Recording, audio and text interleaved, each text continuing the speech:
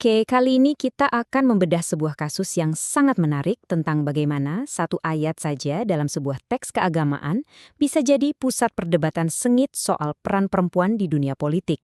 Pertanyaannya simpel tapi dampaknya luar biasa. Emangnya bisa ya, cuma gara-gara satu ayat kekuasaan politik perempuan di sebuah negara jadi dibatasi?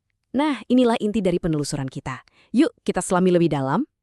Nah, ini dia pusat dari semua perdebatannya. Ayat 71 dari surah At-Taubah. Setiap kata, setiap frasa di dalam ayat ini udah ditafsirkan dan diperdebatkan berulang kali, sampai akhirnya memunculkan dua kesimpulan yang beda banget. Perjalanan kita dimulai di tahun 2009 dengan sebuah tafsir resmi yang dikeluarkan oleh Kementerian Agama Republik Indonesia. Status resmi ini penting karena ini memberikan bobot yang signifikan pada interpretasi yang mereka keluarkan. Tafsir ini namanya Tafsir Quran Tematik. Dan ini bukan sekedar buku biasa ya, ini adalah proyek resmi pemerintah yang tujuannya untuk ngasih panduan soal berbagai isu zaman sekarang. Makanya tafsir ini punya status otoritas yang kuat. Nah, yang menarik adalah cara tafsir tahun 2009 ini membangun argumennya. Mereka memasukkan ayat ini di bawah tema kepemimpinan wanita, terus mereka mulai bikin batasan. Oke, perempuan boleh memimpin, tapi cuma di area sosial aja ya. Kesimpulannya, kepemimpinan negara tingkat tinggi itu di luar batas. Terus gimana ceritanya tim tahun 2009 bisa sampai ke kesimpulan itu?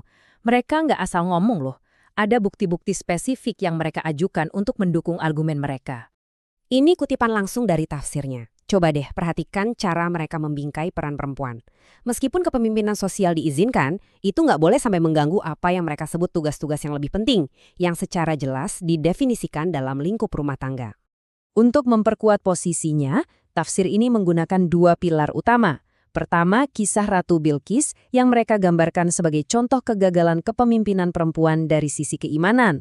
Kedua, mereka mengutip hadis yang sangat terkenal yang secara langsung mengaitkan kepemimpinan perempuan dengan ketidakberuntungan.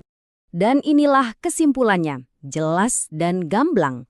Berdasarkan analisis ini, tanggung jawab tertinggi negara, seperti menjadi presiden, harus tertutup bagi perempuan. Ini pernyataan yang sangat kuat loh, datangnya dari lembaga pemerintah. Tapi tunggu dulu. Disinilah ceritanya jadi makin seru. Beberapa tahun kemudian, lembaga yang sama, yaitu Kementerian Agama, menerbitkan tafsir lain. Dan disitulah kita menemukan sebuah kontradiksi yang luar biasa. Coba lihat ini deh. Di tahun 2009, ayat yang sama dibahas di bawah tema kepemimpinan wanita. Tapi di tafsir Al-Wajiz tahun 2016, ayat itu malah dikategorikan di bawah tema yang beda jauh, yaitu tentang perilaku buruk dan kemunafikan. Loh kok bisa? Ayatnya sama persis, tapi artinya bisa beda 180 derajat gini? Tafsir yang lebih baru ini sama sekali nggak menyinggung soal kepemimpinan politik. Fokusnya beda total, lebih ke hubungan sosio-spiritual, tentang bagaimana sesama orang beriman itu saling mendukung dalam kebaikan. Politik bahkan nggak masuk dalam pembahasan. Jadi, apa yang berubah? Salah satu petunjuknya ada di tim yang menyusun masing-masing tafsir. Meskipun ada beberapa nama yang sama, komposisi tim penafsirnya beda banget. Ulama terkemuka seperti Quraisy Shihab misalnya, terlibat langsung dalam tim tahun 2016. Sementara di tahun 2009, statusnya hanya sebagai narasumber. Ini nunjukin kalau siapa orang yang ada di dalam ruangan bisa menghasilkan kesimpulan yang sangat berbeda.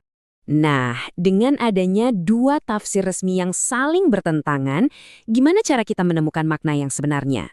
Sebuah makalah akademis menawarkan sebuah metode untuk memecahkan kontradiksi ini. Kerangka kerja ini disebut penafsiran kontekstual 3 dimensi. Gampangnya, ini adalah cara sistematis untuk melihat sebuah ayat, jadi kita nggak cuma baca teksnya secara harfiah, tapi juga untuk menemukan pesan intinya.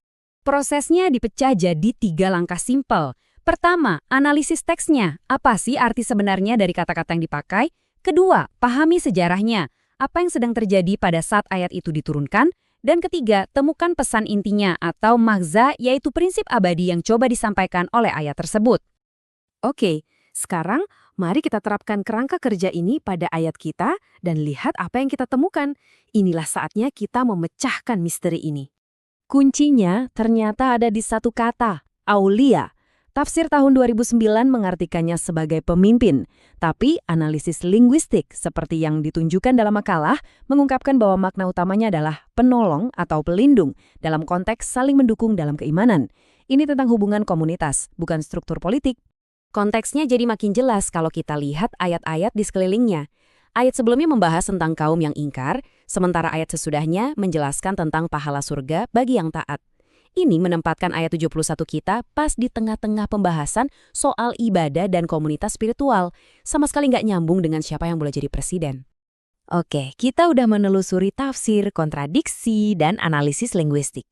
Tapi apa intinya? Kenapa ini semua penting di dunia nyata? Analisis ini menyimpulkan bahwa penafsiran tahun 2009 yang membatasi itu tampaknya lebih merupakan cerminan dari pandangan para penafsir pada waktu itu. Sementara penafsiran tahun 2016 yang non-politis justru lebih sejalan dengan cara ulama-ulama klasik memahami ayat ini selama berabad-abad. Dan inilah poin krusialnya. Ini bukan sekedar latihan akademis.